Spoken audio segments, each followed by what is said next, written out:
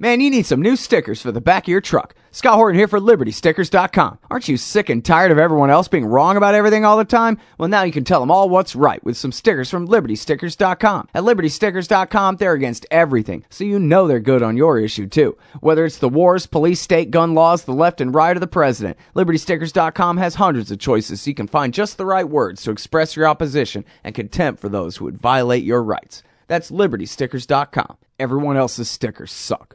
All right, you guys, welcome back to the show. I'm Scott Horton. This is my show, The Scott Horton Show, here on the Liberty Express. And I'm joined on the phone by the boss of the Liberty Express, Alan Butler from Butler on Business, and the man that makes the whole thing go. Welcome to the show, Alan. How you doing? I'm all right. Scott, how you doing? I'm doing real good. Appreciate you joining us today. I'm always glad to be on with my buddy. All right. Well, good times. Now, here's one of the cool things about Alan. There's lots of cool things about Alan, but one of the cool things about Alan is he knows this guy who used to work at, I believe it's the Federal Reserve at the Treasury. I know people that work at both, but I think what we're getting ready to discuss is the jobs report. Right, yeah, you had one of these guys who was the guy who wrote these horrible, bogus statistics, but then he taught you how to decode them, right? Who's that? Well, the fellow's name is Keith Hall, Scott, and he ran the Bureau of Labor Statistics for 5 years. They're appointed to 5-year terms. They're designed to straddle administrations, so 3 years under Bush 43, 2 years under the Obama-nator. Mm-hmm. And now, it's funny because, you know, for somebody like me, I don't really have any money, so I don't pay too much attention to all the investment stuff and whatever, or, you know, watch the financial channels that much or that kind of thing. But I do, from time to time, I pick up on the fact that they're always coming up with new formulas to define their statistics. And it's always, in a way, and obviously so, unabashedly so, in a way to disguise the pain of regular people. So when it comes to the inflation rate, they say, oh, well, if you had to switch from, sliced roast beef to bologna, then that doesn't, because the price of roast beef went up so high, then that doesn't mean that there's been any inflation there because you still have bologna to eat. So we can count that, you might have counted a point up, but we get to count that point back off again as long as you have bologna. And I know that they do the same thing with all of the rates. And yet what's funny to me, I swear I'm going somewhere with this, what's funny to me is this. The way I look at it, we're already living in the future here in 2014. So they must have redefined the unemployment rate so many times now, structural this and whatever kind of jargon that, where it doesn't even mean a thing compared to the real reality of who's actually needing work and who's able to get it. Am I right about that? Yes, but, I want to first of all defend the career people that work for the Bureau of Labor Statistics. They do a good job compiling the data, but it is our Congress that dictates how the data are presented. So you can, if somebody is interested in looking through the tables that are generated each month by the Bureau of Labor Statistics, you can cut through the smoke that's perpetrated by the media and the politicians and figure out exactly what happened in any particular month. All right, but now wait, let me ask you this. Are you swimming right now? No, I'm not. Okay, because you sound like you're in the deep end of a pool. Well, we have to thank, Tim Cook now with Apple. I'm on my iPhone 5. All right, well, you sound better now, so please go ahead. Okay. Well, let's talk about that headline number everybody hears at the beginning of on the first Friday of every month. That number gets presented by the media and the politicians as being the number of jobs that were added every month. But in reality, that headline number, actually reflects the difference between what happened and what they thought was going to happen. It's not the number of jobs that have been added or lost in a particular month. It's basically the variance. And I'll give you an example. If you recall January, they said we added, I think it was about 133,000 jobs in January. But, Scott, we lost over 2,800,000 jobs in January, about 113,000 Is it really as simple as that? The way they lie, they just neglect to mention how many were lost, and they only just talk the gross incoming, and that's it. They just never tell you the net job numbers. Well, it's the reporters that don't tell you. The data are clearly in the report. I mean, if you want to sit there and look at the report, you can see what actually took place. Mm-hmm. Now, I will tell you, there's months, though, like February, where what gets reported, in the case of February, we were told that it was 175,000 jobs added, but in February, we actually added 750,000 jobs. But the 175,000 was that many more than the 500 and roughly thousand they thought we were going to add. But I can tell you for the year, we're still down, I think it's 2,082,000 jobs for the 2 months ended February 28th. We're behind the rate of job creation, if you can call a negative number a creation of a job. We're down about 14% on the year. Now, the real problem that I saw in the February report is of the 750,000 jobs we added in the month of February, 300,000 or 40% were private sector jobs, meaning 60% were public government jobs. So now let's take a look at the 300,000 private sector jobs we added in February. Everybody got all excited. They thought that was a big number, good number, 175,000. The real number was 300, but it wasn't a good number because that represented a 46% decline in private sector hiring February 2014 versus February 2013. And if you look at the private sector hiring year to date, we're down substantially, 13.5% year to date, 2 months ending February 28th. If you look at the last 3 months, we lost 250,000 jobs roughly in December. We lost 2,800,000 and some change in January, and then we added 750 back in February. So, Scott, we're still down over 2,100,000 jobs since December 1st. Now, I think any way you slice it, that is not a good number. Now, the other thing, too, is the media represents a figure called the U3, and they act like that is the unemployment rate. And for the month of February, they are telling us that we have a 6.7% quote-unquote unemployment rate, but that 6.7% really represents only the short-term unemployed. Now, to be counted in that number, you have to meet 3 conditions. First of all, you had to have a job to begin with. Then you had to lose the job, and you had to lose it within the last 26 weeks. Mm-hmm. And then you had to go out on a job interview in the last 4 weeks. So if you're a kid graduating from college and you don't have a job yet, you're not counted in that 6.7% number. If you lost your job 27 weeks ago, you're not counted in that 6.7% number. If you haven't been out on a job interview in the last 4 weeks, you're not counted there either. You know what? Let me ask you this. What's the excuse for that? Because that just, I've always heard that, and I know it's been like that for a long time. If you go so long without being able to get a job, they stop counting you. But it seems to me the only answer to why is because they don't like the number looking too high, because that makes them look bad, and they're the politicians, and so they're the ones in charge of what numbers being reported. But among economists, even Democrat economists or whoever, do they have a justification? What is the devil's advocate position for stopping counting people who could be working, except for that they can't find any work, even if that means they gave up and quit trying? Wouldn't you assume that that's a rational decision that they made to give up because there ain't a damn job to go get? Well, in some cases, it's worse than that. In this country, most of the job searching now is done on the Internet, and that doesn't count as looking for a job. Now, in Europe, it does. So you could even still be looking for a job, and they don't even count that. Well, it's okay, but so what's the devil's advocate position for that? What's their excuse for that, Alan? Scott, in the case of the U3, it's really not designed to tell us the total number of unemployed people. It's designed to tell us people that represent that group that I just mentioned. But let me give you an example. of why the U3, the media and the politicians are who get fixated on that U3 number, that 6.7%.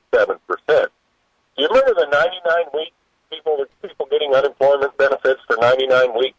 Mm-hmm. You realize that they continued to collect 73 weeks worth of unemployment checks longer than they were being counted as unemployed? In other words, they got unemployment checks. Right. We quit counting them in the U3 at 26 weeks, but sent them unemployment checks for 73 weeks thereafter. Right. And yeah, it's almost like they assume, well, if you're out of work that long, then you must lay down and starve to death, and we don't have to worry about you anymore after that. Well, and then another reason why that U3 is not the number to be looking at is the average person in this country who is unemployed has been unemployed for a little over 37 weeks, which means the average unemployed person isn't even in that 6.7% number. The number that the career people look at is what we call the employment ratio. It's the percentage of the population that is currently working, and that number is steady at 58.8%. Now, when the recession got underway, it was 63%. When the recession supposedly ended, it was in the upper 59 percentile. Right. So here we are.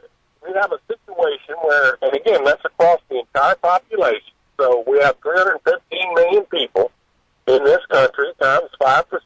You're looking at close to 15 million fewer people working today than when the recession supposedly got underway. Right. And by the way, in the Bush years, that was a jobless recovery itself. That might have been real good times if you were an investor in Countrywide for a little while or something like that. But there are a lot of regular people who are still hurting and wondering what recovery, even in the height of that bubble. And now we're living after the collapse of the bubble. Of course, they say we're in a jobless recovery right now. They say we're in a bubble right now. If this is the good times before the next crash, then I don't know what the hell's going to happen, but it sounds like it's probably going to hurt pretty bad when we get to the bottom.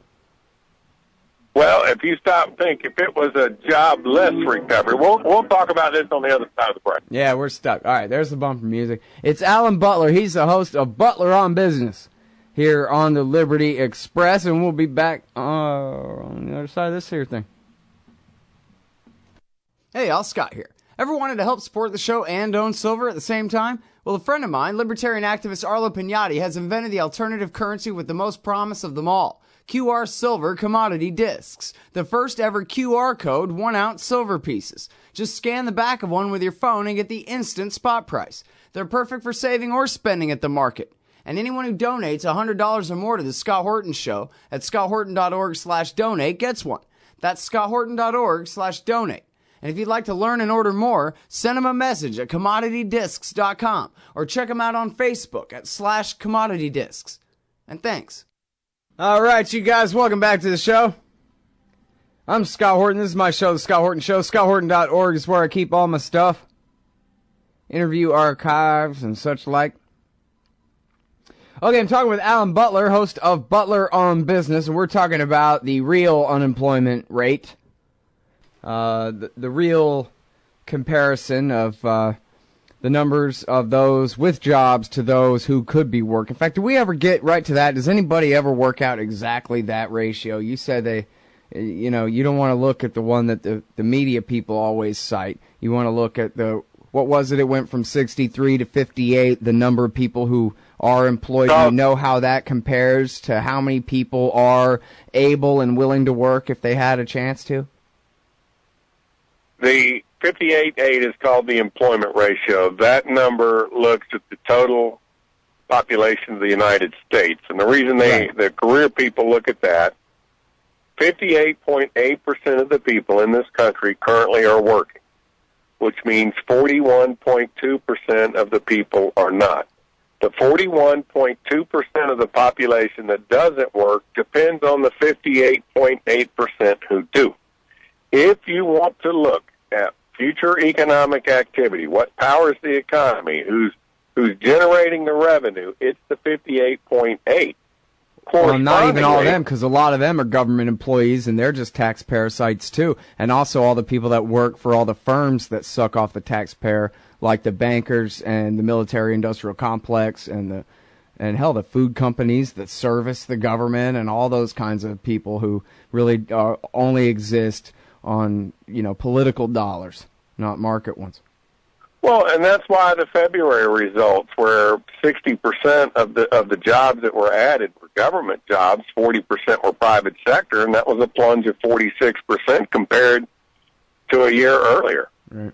So, But now, is there ever a number where they say, out of the entire population, the American people, here are the number of able-bodied people who would be working if they could? Because I know they exclude everybody out as many ways as they can, it seems like.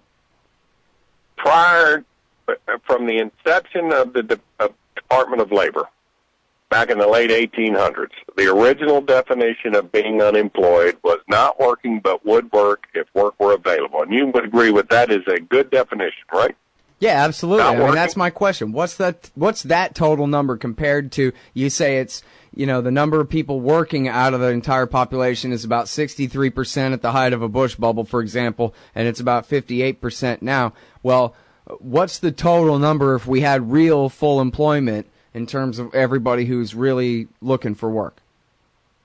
You mean if we go back to how many do we have unemployed right now using the classical definition, the original definition, not working but would work if work were available? It's right at 24%. Roughly 1 in 4 people are out of a job right now who would work if they could find a job. Right. So that means we're not counting your grandma, we're not talking about your little cousin, and we're not talking about quadriplegics, and we're not talking about people who are legitimately, structurally unemployed. We are talking about people who would be working, except that the Democrats and Republicans are at war against this economy, apparently. Yeah, and that number would be 24%. Now, interestingly, they changed the definition from the one you and I both agree is the one that sounds reasonable, not working but would work if work were available, to this current definition during the FDR years in the Great Recession. And in that case, they did change it to define away a bunch of unemployed people to make the numbers look better.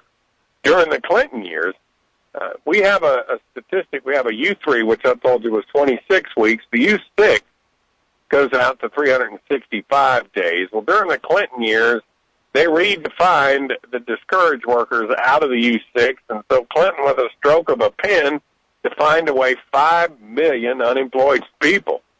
So there are times when the politicians, or who make these decisions, they're career people, calculate, they compile the data, they do a good job at compiling the data, but when they're told by the Congress, you will report this data this way, they salute and present the data the way they're told to present it. But you can look through the tables to find the real data. You mentioned the inflation rate. Right now we're in a period where we're being told by the media, by the central bankers, and by the politicians that we have 1.5% inflation. Right, yeah, that was going to be my next question. Well, here's an interesting thing. If you look at the last 5 years where we've supposedly had 1.5% inflation, in aggregate we've had about 9% accumulatively over these last 5 years. But if you look at the index that they use for tallying food stamp benefits on a per recipient basis, during this period where in aggregate we've had 9% inflation, the core things that you and I have to buy to live on have gone up 35%. And that's actually a more representative inflation rate. That's slightly under 7% over the 5-year period. So there are ways to get to the real numbers, even looking at the government reports. And in this case, the food stamp inflation index is a great place to see what's really going on with the inflation rate. Mm-hmm. Yeah, that makes a lot of sense. Well, hey, anybody who has to eat food or, drive their truck to the grocery store to get food knows that the value of the dollar has been declining lately. I mean, it's absolutely ridiculous. And I don't know what the numbers are, but I know they're lying when they tell me the number is 1 point something, anything. And I know that everybody knows better than that, because you don't have to be an economist or political at all to know that you're telling me it costs how much for this package of bread or meat or eggs or milk or whatever staple you name, wheat product or whatever it is. Are you kidding me? Yeah, I went and got this small couple of bags worth of stuff, cost $300. What? You know? And everybody's living that way right now. And even on TV, they admit it, and they'll admit that, well, geez, it's kind of a mystery. Because officially, the numbers are still only 1 point something, I heard. You know, that's the way they report it. Now, we're not sure what's causing you so much pain, but our government assures us that you must be imagining it. Except there is a way to get to the data. And if you look at how they're adjusting the food stamps, while they're telling us 1.5%, they're bumping up food stamp benefits by 7% because they recognize that's what food costs are doing. Right. But, you know, I will say again on the inflation numbers, it's also the Bureau of Labor Statistics. They go out and price check 80,000 goods every month, and you cannot argue with their data. The problem is when they generate these indices, and the politicians tell the career people, you will report this number this way. They salute and report it that way. But you can get to the data by looking at what they compile. Well, and isn't it a big deal that you would have that much inflation in a time where there's, you know, during the Bush years, there were such bad, I mean, trillions of dollars worth of bad bets and bad investments still had to be liquidated and deflated out of the economy. That many different people who were involved in taking out loans on a regular basis as part of the operations of their business went bankrupt, quit doing so. That, you know, multiplication factor, the fractional reserve ratio, you know, kind of petered out and to a great degree, to a worldwide degree, right? I've seen the pictures of the sea of ghost shipping ships off the coast of Singapore, you know, like hundreds of massive container ships that are just sitting there with nothing to do. A massive global deflation because of the height of the bubble had to be popped, and yet still you're telling me it's more like 7% inflation a year, price inflation a year, just because of the amount of new money that they've created. Even with all that deflationary pressure, the amount of money that they've created in order to try to fill up those holes from all those bad bets and at least make the banks whole, at the rest of our expense, that they've been able to still inflate that much. And that's before the banks have loaned out all the money that the Fed gave them and that they're keeping on balance on at the Federal Reserve now. And we're already at 7% price inflation on the shelves is what you're telling me. Yes, and that is a government number. Now, it's not a well-publicized government number, but it is in those reports that are generated every month. It's just that our media and our politicians choose to ignore those points. And it, you know, goes back to the conversation you and Charles and I had about Victoria Nuland yesterday. This data is in their hands when they tell us that we have 6% unemployment, and the numbers are, you know, 5-6 times that. But it's likewise with the inflation report. I mean, doesn't the 7%, I mean, you can buy that one, can't you? You would agree that the way they're tallying up for people buying food, that we've had 7% inflation? Sure seems like it in a lot of ways anyway. Well, and, you know, in the Bush years, there were some prices that stayed pretty flat. Fuel and food and housing had bubbles in them and had a lot of upward pressure in them, but there were other prices that didn't really go up. It doesn't seem to me like it's real. I mean, gas has been $3.5, almost $4, kind of varying in there for years and years now. It doesn't seem like there's been that much upward pressure in fuel prices lately, at least here in Texas, but I don't know how that is, you know, everywhere else. But then again, it doesn't have to be out, right? The inflation is the creation of the new bank credit and the new currency by the state. The effect in certain sectors or all of them is dependent on a lot of other factors other than just the creation of new money, right? All kinds of different government policies and wishes of the marketplace and all of that have effect too. So, you know, we certainly had huge price inflation in housing there for a while, ending in 2008, and I guess, you know, it looks like we kind of have that again now, right? A new housing bubble? Yeah, they're calling this one the echo bubble. But before we leave, the one thing I like to do is track that 1964 quarter. Uh-huh. In 1964 and earlier, we had 90% silver coins. Right. You could buy a gallon of gasoline in 1964 for a quarter. You can still buy a gallon of gasoline today with a 1964 quarter. God, it's been a pleasure, but I got to send a show from Austin to Chicago, so I'll let you go. Thanks, Alan. Appreciate it. Bye. All right, everybody. That's Alan Butler. Butler on business here on Liberty Express tomorrow morning, and I forgot what time. Anyway, see y'all tomorrow. Thanks. Hey, all, Sky here. First, I want to take a second to thank all the show's listeners, sponsors, and supporters for helping make the show what it is. I literally couldn't do it without you. And now I want to tell you about the newest way to help support the show. Whenever you shop at Amazon.com, stop by ScottHorton.org first, and just click the Amazon logo on the right side of the page. That way, the show will get a kickback from Amazon's end of the sale. It won't cost you an extra cent. And it's not just books. Amazon.com sells just about everything in the world, except cars, I think. So whatever you need, they've got it. Just click the Amazon logo on the right side of the page at ScottHorton.org, or go to ScottHorton.org/Amazon. Hey, all, Scott Horton here to tell you about this great new project, Listen and Think Audio at listenandthink.com. They've got 2 new audiobooks read by the deepest voice in libertarianism, the great historian Jeff Riggenbach. Our Last Hope, Rediscovering the Lost Path to Liberty by Michael Maharrey of the 10th Amendment Center is available now. And Beyond Democracy, co-authored by Frank Karsten of the Mises Institute Netherlands and journalist Carl Beckman, will be released this month. And they're only just getting started. So check out listenandthink.com. You may be able to get your first audiobook absolutely free. That's Listen and Think Audio at listenandthink.com. Hey, Al, Scott Horton here to tell you about this great new book by Michael Swanson, The War State. In The War State, Swanson examines how Presidents Truman, Eisenhower, and Kennedy both expanded and fought to limit the rise of the new national security state after World War II. If this nation is ever to live up to its creed of liberty and prosperity for everyone, we are going to have to abolish the empire. Know your enemy. Get The War State by Michael Swanson. It's available at your local bookstore or at Amazon.com in Kindle or in paperback. Just click the book in the right margin at ScottHorton.org or thewarstate.com. Hey, y'all, Scott Horton here for CashIntoCoins.com. So you want to buy some Bitcoins? CashIntoCoins.com makes it fast, easy, and safe to get Bitcoins. Just deposit the money into their account at any of the major banks they support, and then just email them a picture of the receipt and your Bitcoin address, and you get your Bitcoins. Almost always the same day it clears. In a tough, competitive new market, CashIntoCoins.com has the advantage. A great system and great customer service to keep you coming back. That's CashIntoCoins.com. Just click the link in the right margin at ScottHorton.org.